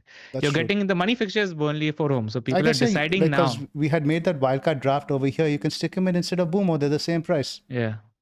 Everybody's eyeing up and they're looking to sell words if it's not a part of the hokey cookie. If people are getting Foden and it's not going to be the minutes, the people who are averse to minutes risk players, they're eyeing him just for that game. What do you guys think about the Wire Derby next weekend? No comments. Come on. What else do you say, man? All right, man. I just a little bit worried about how stubborn a manager is in terms of shape, because there's a lot of square pegs round hole sort of situation happening at United. But I feel like there's a lot of overreaction too, but that just has to happen with a club like Manchester United. So I'm dreading the cycle again, and I'm actually just sick and tired of it, is where I am at the moment. Pras, are you optimistic about this one? Look, I think the performance have been a bit up and down, right? So I'm trying not to be overreactionary to the Derby game. Like, apart from that, the performance against Arsenal was good, and it has been not terrible, at least from an attacking point of view. I'm expecting actually not a lot of goals in this. 2-1 to either team. Yeah. Also, in addition to Bruno, Boomer is also a legit pick. Like, I think that's clear now. If somebody is looking for an 8 million midfielder that's robust for minutes and has a decent output, also has rods to pounce in corners, Boomer's just a really good pick as well. With Chelsea, I really worry about the Bayern Munich game we have midweek. That could be quite draining. If we had an entire free week, much more confident, because we also have a Wednesday, Saturday turnaround. Wednesday, Sunday, I would have liked a bit more. 2 away games, one in Munich, one in Manchester, is not great. Yeah. Captaincy? Let's just look at the Solio odds real quick in terms of goals. We have Liverpool who are clear at 2.2. Then you have Arsenal, Brighton, Chelsea. So again, not very high ceiling fixtures this week. I guess you have to look at Liverpool. Yeah. I mean, who else are you going to look at? Villa? The only other fixture that would maybe tempt me is like if you wanted to punt on a Semenyo or something of that, you want to take I it mean, on. if you don't own Salah, where would you go? Let's just answer that. We don't have a Liverpool player. A lot of teams have gone without Salah. Either Semenyo or Watkins. I like Semenyo. Mateta. I like Mateta too. Semenyo I like primarily because the Barcelona fixture for Newcastle is on Thursday. We get a very short turnaround against Iraola team. We spoke about that, I think, on the previous Exactly pod as well. why I like Semenyo, yeah. But again, still you're taking on Newcastle's giant 3 midfield, yeah. That was the game, by the way, in which Clivert got his hat trick and they beat Newcastle 4-1 last year, Bournemouth. So Iraola has got the better of Eddie Howe in the past. So if I didn't have a Liverpool player, I'd go Semenyo, I reckon. But I mean, who's your vice? Mine is Watkins. Semenyo for me. Semenyo for me as well. Actually, I've got it on Birds, but I don't like it to have it on the guy in the same fixture, so I'll probably change it to Semenyo. If you're somebody who's held patience with Palmer, I also think he's a good captaincy option this week. Away to Manchester United. He likes playing against us. He's done well against us every game. But at Old Trafford, it's just I don't think we've won at Old Trafford for donkey years now. It's only thing. Yeah, in terms of that, I think there are very few options. As in Haaland owner, you just don't want to go against Arsenal because look at those clean sheet odds for Arsenal. It's the same for Fulham at home to Brentford, 32%. That's how good the Arsenal defense is. Yeah. Like in clean sheet but like, odds. If I mean, we're talking about we're Semenyo deep and Watkins deep here. I wouldn't blame anybody just to default to Haaland anyway. Haaland, right? Yeah. But like there are weeks to take things on with like a pure instinct bit and go a little crazy. I think this is the week to do that. If you don't have the Liverpool guy, for sure. Yeah. I do think that Liverpool will change and Slot is smart and things will change and I'm on mocap. Same. Yeah. Let's do bus teams, guys. Cool. Yep. Pras, why don't you give us a like and subscribe plug before? Yep. So there are how many 1,000 people watching? Over 1,000 people watching. It's I mean, hopefully you've enjoyed a little bit of a freestyle discussion on all the chips and what is the thinking, because it's a flux thing. Like I see in the comments, I see one comment, Pras is like Amarim not changing his chip strategy. I mean, how more flexible can I be? I'm trying to say that we're reacting to things. So anyway, it's supposed to be a plug. So thank you for listening. And if you like what you've heard, please do consider liking the video and subscribing to the channel. We appreciate it. And by the way, in the last video, was it the last or the last to last, where if we hit 50,000 subscribers, what are we doing? We're doing Ask Me Anything type thing, no? No, we're going to Thailand. No. Dude, what are we doing for the listeners is my question. They can join us in Thailand. We are sending them pictures of Thailand. Patreon only. All right. To your teams off. So this is LR's team. How is it? Yeah. I've got Cells, Porro, Murillo, Munoz, Cunha, Salah, Semenyo, Reinders, Wirtz, Pedro, and Watkins. If Murillo is unfit, I throw Rodon in. I'm actually thinking of throwing Rodon in irrespective, but then who do I bench? Murillo split the difference. Do I bench Porro because Brighton is not an easy fixture? That's something to contemplate. I think I might need Rodon anyway because I've got 2 injury doubts in Cunha and Murillo, so wait and watch. But if one of them is out, I might throw in I might buy somebody 7.5 million or cheaper, so that if I want to make the Watkins and Salah to Palmer and Haaland move, I can do it without making any other additional moves because I need to secure at least 0.5 million to make those moves there. At the moment, I'm 0.1 million off, and I'm expecting price changes to further deepen that by 0.4, 0.5 as well. Just cycling back, that's one free transfer you have. And how much in the bank?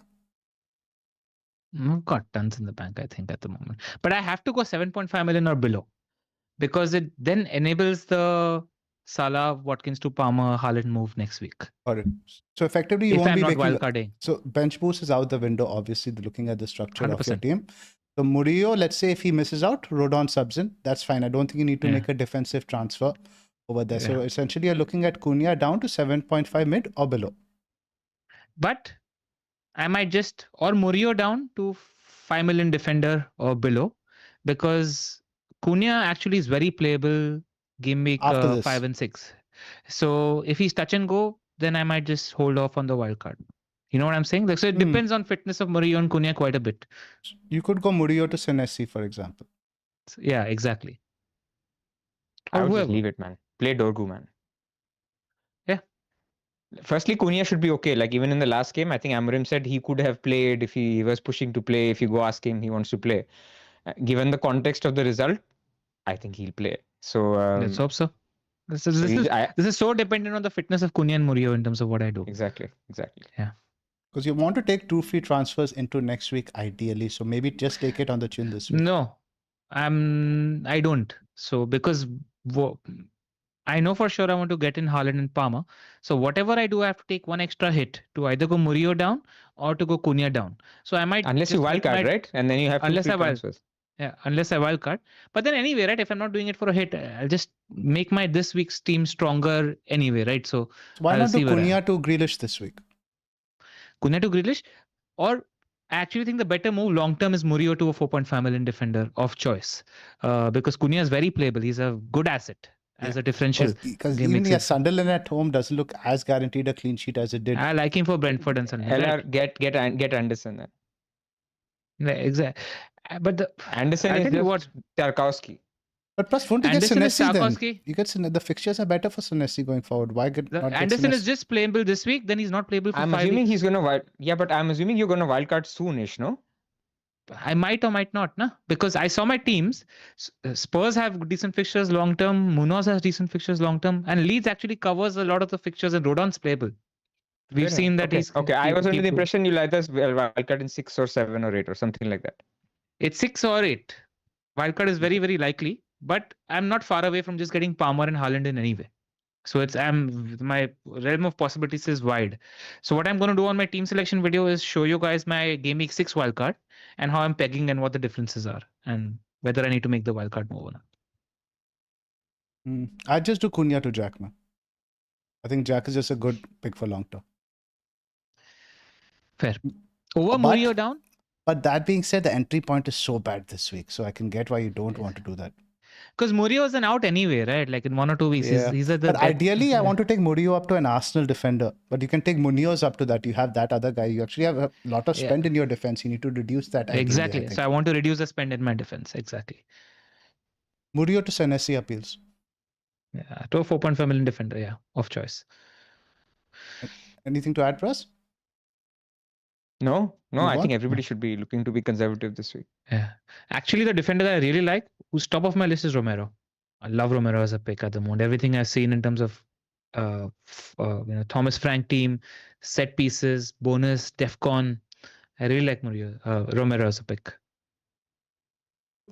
Moving on. Pras, your team, bench boost active, and this is intentional. We should clarify. This one is intentional. I mean, you guys tell me if I'm doing anyone should be on the pitch instead. But so Sells, Senesi, Van de Ven, Anderson. You can argue that Esteve can actually play over like a Van de Ven this week, maybe. If I was not bench boosting, for example. So then a bunch of attackers who don't attack. So Wirtz, Anderson, Salah, Bruno, Watkins, Gyökeres, Mateta. Team looks fine, and I think the bench looks fine. Like, can it be better in certain weeks? Sure. But if everybody's healthy, now a lot of these players have to play this week. So I don't want to jinx it. But a lot of these players play this week. Spurs play, Liverpool play, Arsenal play, Crystal Palace play. So I'm not counting my chickens yet. And if somebody's injured, then I'll see what I have to do. But as of now, that's the plan. Save, bench boost. And then next week, all options are on the table. Genuinely, all options are on the table. Free hit, triple captain, or wildcard. It's a decent bench boost. I think Reinders could get something at Arsenal. I'm not as low on his prospects as most people are. I think he might benefit from that free roll. He might, in fact, get more room than Haaland, for example. He was so good against United. Like, he could have had a goal and assist easy. Richards, I would look to play him against West Ham. I'm not as optimistic on a Burnley clean sheet. Let's just go back to the odds over here. Just have a comparison. Burnley at like what, 23%? Forest are at 30%. 23% isn't bad. It's not phenomenal. Honestly, give me 12 points and I'm like, fine, man. Like what it does is it helps your structure going forward. You don't have to. You can save Unless transfers. You can you save a could get that. structure. Let's say you get even like, let's say So Dubravka concedes, you get 2. Steph concedes and Can gets I just say, Defcon 6. Yep, go ahead. so like when it comes to like Dubravka and Esteve, and these are the kind of teams that you're going to bench boost with, right? Whether it's Rodon or Dubravka, there's almost a part of me thinks that them playing Forest at home is as good as them playing Sunderland at home. Because Dubravka was one last minute penalty away from a 11 pointer, man. And these are the kind of games that gives you these 10, 11 pointers because saves come, they're going to sit back in defense as well. So the clean sheet is so luck dependent, but the probability to hit a 10, 11 pointer is higher in such a game. I want 12 points total, man, from 4 players. It's okay. I think you like get that. even You get that. 8 appearance points, and then I feel I have done it successfully. 1 return from any one of them or a couple of Defcons, and that's it. We're done. I like it. In good shape to roll this week. Yeah, I would bench boost to get it out of the way. Anything else, guys? Move on to mine. Yep, go for it.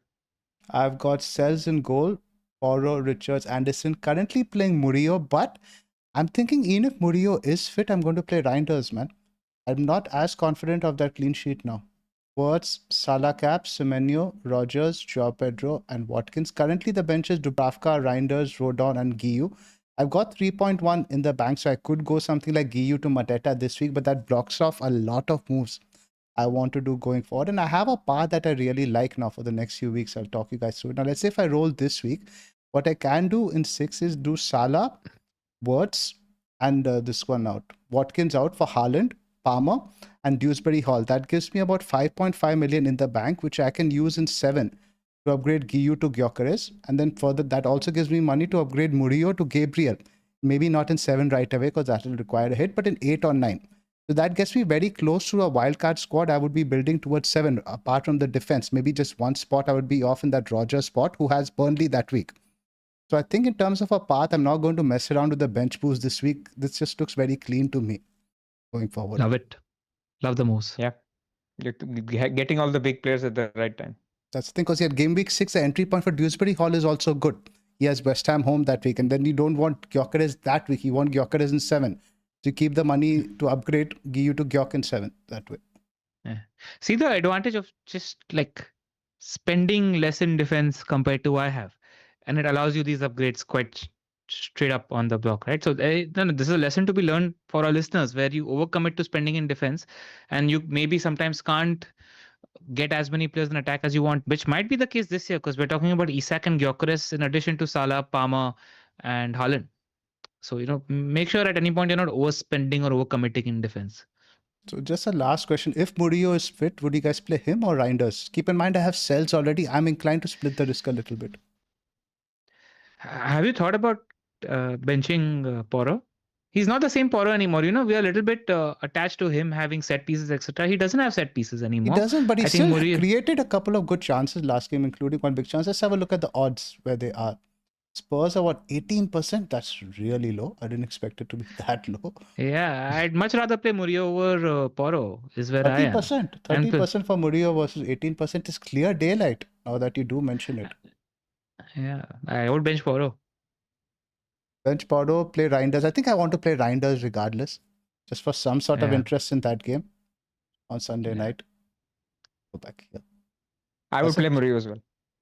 Play Murillo and bench Pras, Porro? I leave it like this, but your choice between Reinders and Porro. They are both, not too huge ceiling. Like it feels like it. So you're comparing 5 points versus 2 points or something like that. So and Brighton have been decent in attack. At home, very capable of at home especially, you back them to score against anyone. Away they can be a little bit flaky at times. So one thing though, Porro could easily get like a Defcon in a game like this because they will look for Mitoma as an outlet on Porro's side a lot. So you'll get a few Defcon on this game. That's a good shout. I don't think Murillo is going to get the Defcon against Burnley of all teams. Yeah, right. That's a thing to consider. So let's do a few super chats, guys. Sure. I'll start up from Ayush. He's around 20K right now. Well done, Ayush. He's got Self, Munoz, Van der Ven, Sinesi. He's listed his whole team over here. Looking to save How 3 many Burnley trans. midfielders does he have? None. Hmm. 5 million in the bank. Looking to save 3 transfers till game week 7 to move Sells, Bruno, Munoz to Saka, Richards, Raya. Any alternatives? I'm not liking the Saka pick as much. Maybe instead of Saka, you can look to get in Palmer. Apart from that, the moves look good. Anything to add, guys? Nope. Yeah, keep Bruno in 7. So Bruno has a good enough fixture, and then in 8 move to Palmer if you want. That's a good shot. Moving on for Nathan Kelly. Hi guys, best spot on the market, never changed. Thank you, Nathan. Would you take a -4 on GSL and SAR out to BB5? It's interesting. I did that last week. It Hmm. didn't work out as well, but then I was also getting Gyökeres for the good fixture, which I felt was a good entry point, the Ange's Nottingham Forest. This week, I'm not that so sure, right? It's still Man City. Just do the same thing that Zoph is doing in terms of check out whether you are stopping yourself from getting Haaland in Game Week 6 if you're not on free hit 6. He's looking Like- at Wildcard 7 also after free hit 6. So he's got free hit 6 in mind. Then BB. Then it's fine. Then it makes sense to get your BB out of the way. But I'll also say that if you're doing it for a hit, Wildcard 7 to BB9 isn't that difficult. Yes. Very honestly. Because you're still going to have your Dewsbury Hall. You're going to have one like your Rodon, Esteve. You're still going to have Dubravka. See, Rodon, Dewsbury Hall, and Dubravka are just going to become template, I reckon. Whichever time you wildcard, it's difficult to go without them. So Makes sense. From Bruno Yeah. Rastegorak, who's also our Patreon. Awesome content, guys. Keep up the good work. Thank you, Bruno. I like this Bruno. Hmm. He says he is on mute, Pras. He has a question as well. he's after that he's 98 points behind in his mini league. He says he can still win it. I think he can. Of course he Absolutely can. From Anudeep. So many chips. Yep, so many chips. In fact, so many It's going guys to who played- be.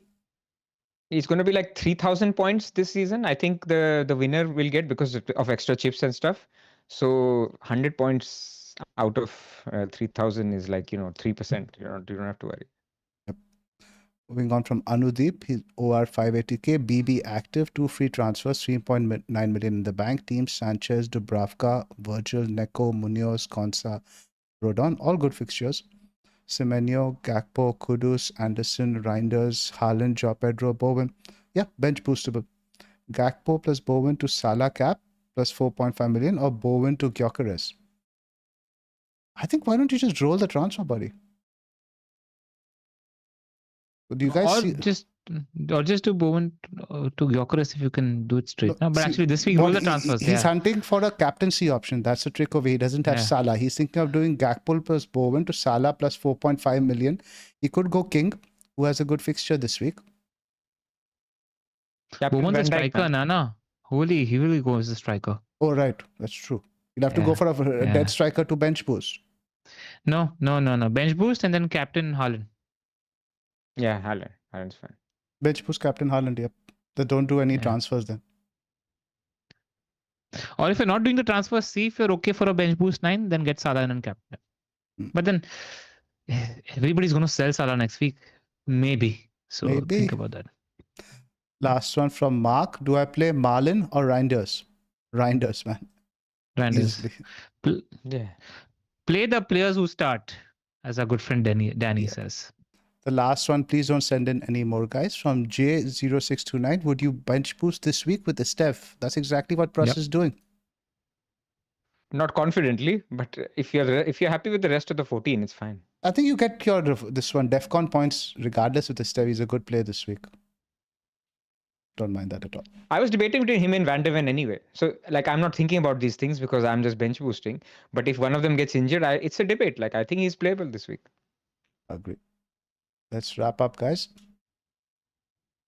It'll be All right, guys, interesting. thank you We're so doing this much. pod before the Champions League game, so our team selection videos I think are going to be a little bit later this week, not before Thursday at the earliest. Yeah. And I think all our team selection videos are going to be pretty future planning oriented as well, which is going to make things fun. Absolutely. Any last Yep. word, boys? Hit like and subscribe. Hit like Yep, and take care. subscribe. No transfers till Champions League games conclude, guys. Anything, even like we mentioned, one injury can change the landscape a lot. So be patient. It also helps us avoid price rises for the players we want. So help us out. We don't have that influence. Whatever we can do, yeah. Absolutely. No. We let me be cheeky. We influence the people that influence the other people. Yes. Don't sell Watkins. Don't sell words. Right, guys. Thanks for joining us. Pleasure as always. We will see you again soon. Thank you. All right.